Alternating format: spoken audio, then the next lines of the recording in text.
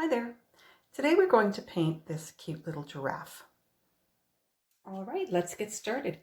So my background for this little giraffe is actually done on a piece of board. It's 3 inches by 12 inches, but you can also do this on a piece of paper. You just want to make sure that you've got a long, narrow strip of something, whether it's board, or paper, because you want to have the effect of the long neck. So I'm just going to show you on paper how you do the background first, and then we'll continue to work on this one. So for my sample, I've chosen 3 different colors. I've got pink, blue, and white. And you want to use your finger because you want to get that effect of popping it off the paper. So I'm just taking some of my colors here. I'm just showing you how they mix together. Okay, it makes a neat effect when you use your finger because you get that mixing and you get that popping effect. Okay, like little puddles. So you would cover the whole thing however way you want. In camp this summer, some of the campers chose to do like sections of color. They actually did the rainbow: red, orange, yellow, green, blue, indigo, violet.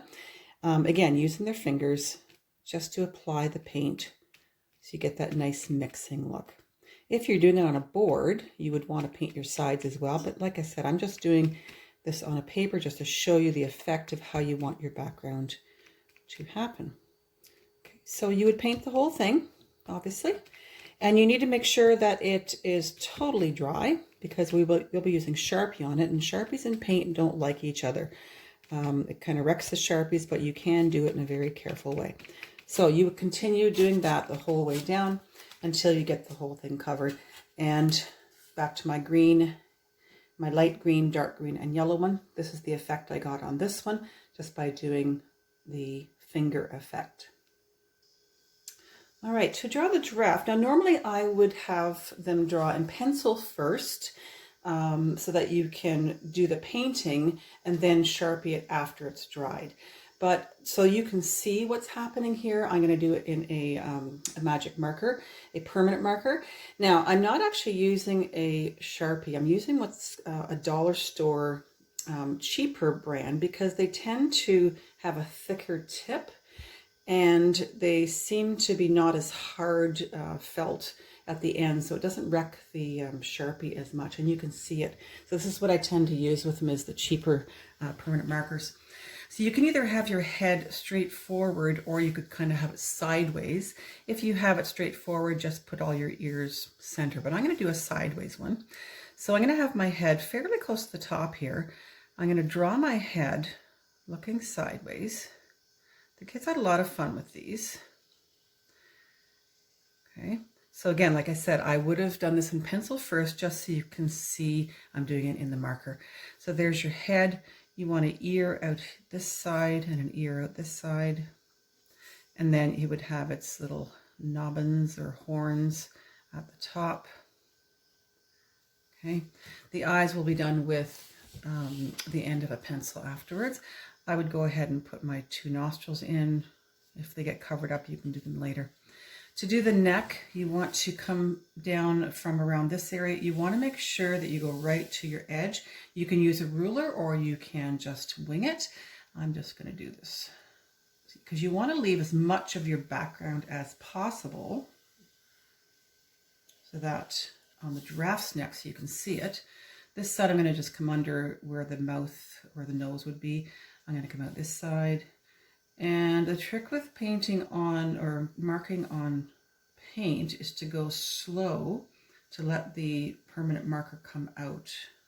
You'll find with a very fine tip that it will kind of dry up as you do it, and don't press hard. You want to let the ink flow out. Okay, so there is my giraffe to start with.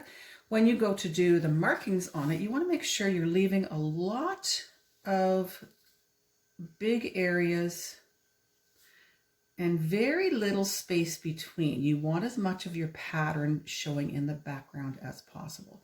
So I'm just kind of making splotchy kind of patterns on here. And notice, see, I'm leaving less room around there. I'm definitely going to have to redo some of my Sharpie afterwards because this marker's not working great, but that's okay. I can see what I'm doing. I'm just making odd shapes.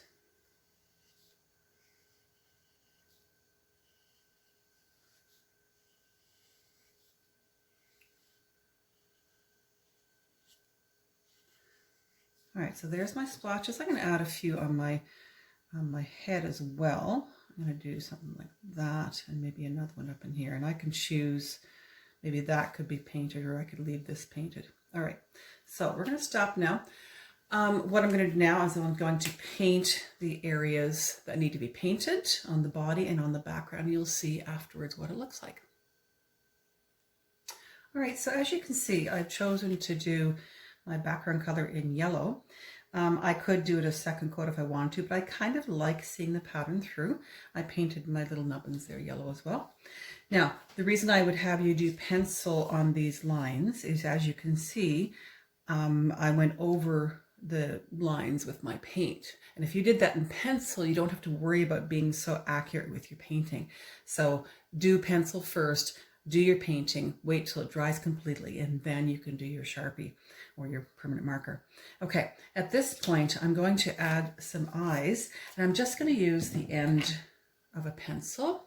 Okay, I'm going to dip into my white, and I'm just going to put my eyes, oh, maybe there and there. That's okay with me. And again, when they dry, I'm going to put little black dots in there. They might be cross-eyed, they might be looking up, not sure yet. Okay, now I'm going to just step away again for a minute and I'm going to paint my background. You could choose to do totally different colors than what you've chosen in your background here, like your 3 colors here. But I'm going to actually do it a dark green. You could have done totally different. I could have done orange in here, I could have done blue, but I want to keep my colors the same. So I'll come back when I have the background done. And there you have our little giraffe. I've painted the background green. I'll probably give it another coat. And I've also touched up the black lines. So have fun with this. Experiment with your colors. Use lots of different colors. I just happened to choose this, but you could use any colors, introduce